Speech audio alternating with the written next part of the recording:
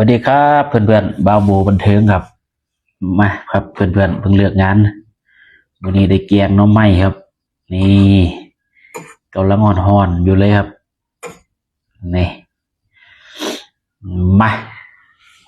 ลำ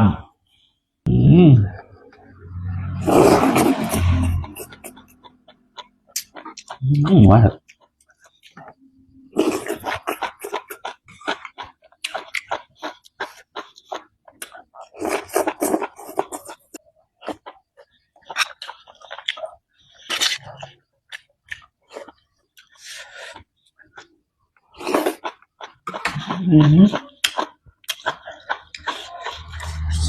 ใส่ผักขาน้ำด้วยนะครับ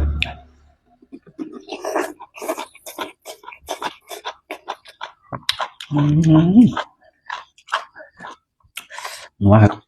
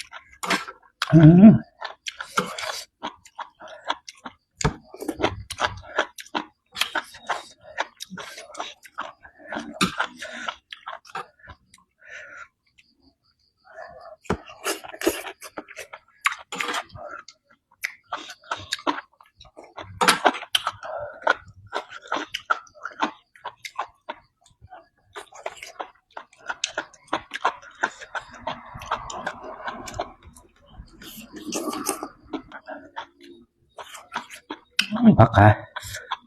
ผักเน่า